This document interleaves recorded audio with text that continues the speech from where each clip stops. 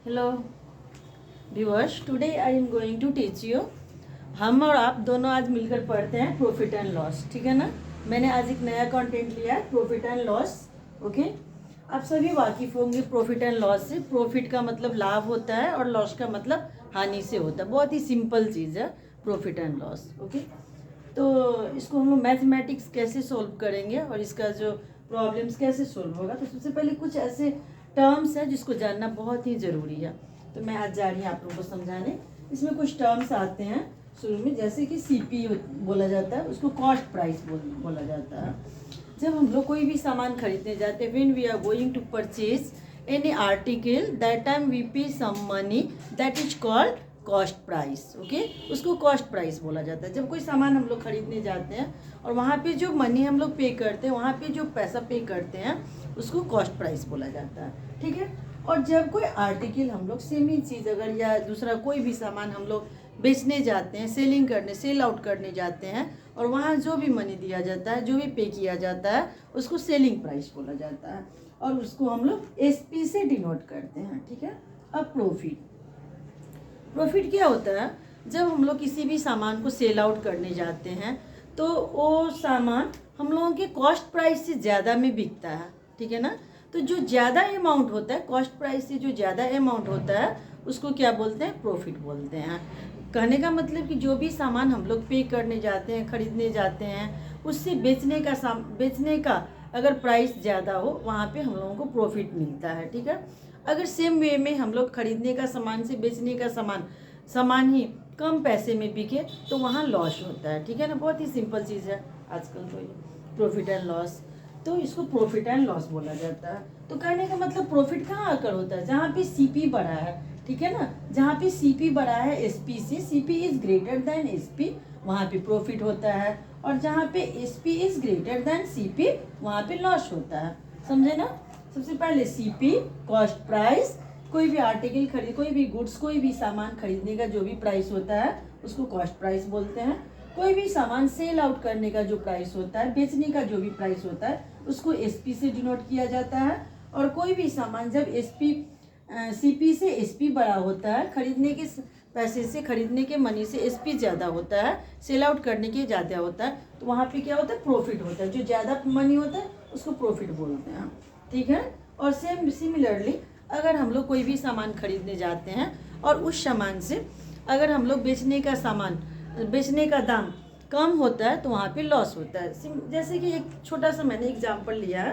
जैसे सपोज कीजिए कोई एक सामान, जैसे मैंने एक ये मार्कर लिया ना, ये मार्कर अगर मैं 100 रुपीज़ में खरीदती हूँ, ठीक है ना, तो कॉस्ट प्राइस मेरा क्या हुआ? सीपी क्या हुआ इस मार्कर का?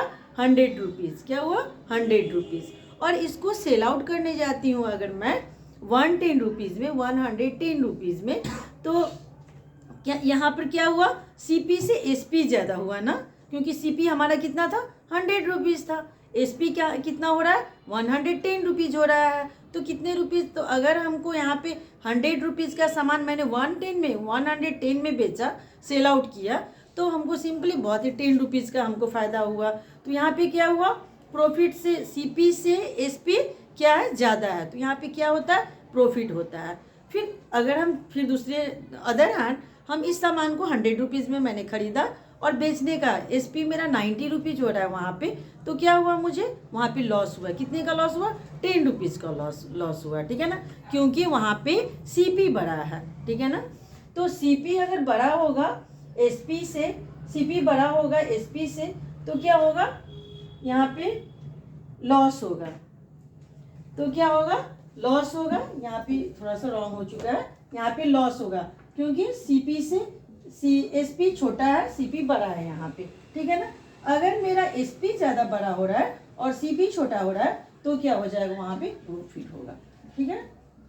ओके, अब देखिए कभी कभी क्या होता है, हम लोग फॉर्मूला भी भूल जाते हैं ना, फॉरगेट होती है। जैसे खुद अभी मैंने थोड़ा सा यहाँ मिस्टेक किया, तो इसको मैं कैसे ठीक कर सकती हूँ? नहीं, फॉर्मूला लर्न भी नहीं करना पड़े मुझे, और कहीं ऐसा भी हो कि अगर बनाते बनाते मुझे कोई प्रॉब्लम आए और मैं इसको भूल जाऊँ, तो कैसे हम इस फार्मूला को खुद ही बना सकते हैं फार्मूला।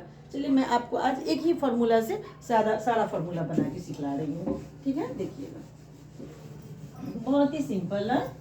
और कमेंट बॉक्स में कमेंट भी कीजिएगा, अगर कोई नया प्रॉब्लम आप लोगों को सोल्व करना हो मैं उसको सोल्व करके भेजने की कोशिश करूँगी। जैसे देखिए, सबसे पहले अगर CP और SP दो टर्म्स हैं हमारे पास ना, CP और SP, तो अगर SP ज़्यादा हो रहा है तो क्या होगा, यहाँ पे प्रॉफिट होगा। तो प्रॉफिट इजकल टू, बहुत ही सिंपल है, difference of SP and CP, ठीक है ना। Difference of SP and CP अगर हम फाइंड आउट करेंगे तो प्रॉफिट फाइंड, डिफरेंस का मतलब क्या होता है, सब्ट्रैक्शन। तो CP अगर यहाँ पे रखे, ठीक है ना, तो profit is equal to SP minus CP। कुछ प्रॉब्लम में क्या होता है, हमको CP निकालने हैं, ठीक है ना। क्या निकालना है, CP निकालना है। तो कैसे निकालेंगे CP को हम, देखिए बहुत ही इजी है, मैं CP निकाल के बता रही हूँ। इस पर इसी फॉर्मूला से सारे फॉर्मूला बन जाएंगे। Profit is equal to SP minus CP मैंने लिखा। अब देखिए, हमको CP का फॉर्मूला अगर हमको मालूम नहीं है तो क्या करेंगे, यहाँ प्रॉफिट, और ध्यान दीजिए यहाँ पे SP है प्लस में, मैं इसको LHS में लेकर आ रही हूँ, SP को LHS में लेकर आ रही हूँ, ठीक है ना। तो minus SP is equal to minus CP, ठीक है। या ऐसे भी इसको कर सकते हैं, सिंपल में इतना माइनस करने का जरूरत नहीं है। देखिए, इसको क्या करना है, CP इधर माइनस में, CP फाइंड आउट करना है, तो मैं CP को LHS में लेकर आ रही हूँ। तो CP इजकल टू, ये SP ही रहा, और जहाँ है तो SP को जहाँ है वहीं छोड़ दिए, और ये प्रॉफिट क्या है, प्लस में है, तो इधर आकर के माइनस हो जाएगा RHS में। एक बात तो पता होगा, LHS में जो रहता है प्लस, वो RHS में क्या होता है, माइनस में कन्वर्ट हो जाता है। थोड़ा सा लाइट से प्रॉब्लम आ रही होगी, दिखने क्लियर नहीं दिख रहा होगा। Profit is equal to SP minus CP यहाँ पे CP माइनस में है, मैंने उसको LHS में लेकर आया तो CP प्लस बन गया, और SP जो का त्यों है, और यहाँ पे प्रॉफिट प्लस में है, इसको मैंने इधर लाया माइनस हुआ। अब यहाँ पे तीसरा फॉर्मूला क्या, अगर SP हमें मालूम करना हो तब क्या करेंगे, यहाँ पे अगर हम लोगों को SP फाइंड आउट करना रहे तो SP को जैसे का तैसे ही छोड़ देंगे। अब प्रॉफिट यहाँ पे है तो मैं प्रॉफिट लिखूँ यहाँ, और प्लस CP यहाँ पे है, तो इधर में CP माइनस है, इधर आके क्या हो जाएगा, प्लस हो जाएगा, इजकल टू SP। अब इसको सीधे से मैं लिख सकती हूँ SP is equal to CP plus profit. ध्यान दीजिए, बस एक ही फॉर्मूला से मैंने सभी फॉर्मूला को तैयार किया है। Profit is equal to SP minus CP, तो CP इधर माइनस में है, यहाँ से मैंने इधर लेकर आया प्लस में, CP is equal to SP minus profit.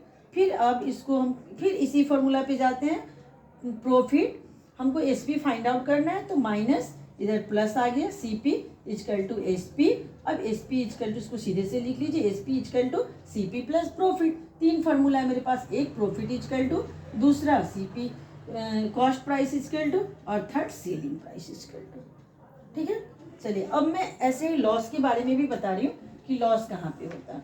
तो लॉस कब होता है, जब मेरा SP क्या होगा, CP ज़्यादा हो और SP कम हो। ध्यान दीजिए, जहाँ पे हमारा लागत ज़्यादा हो और उसका सेल आउट करने का पैसा कम आ रहा हो, वहाँ पे क्या होगा, लॉस होगा, ठीक है ना।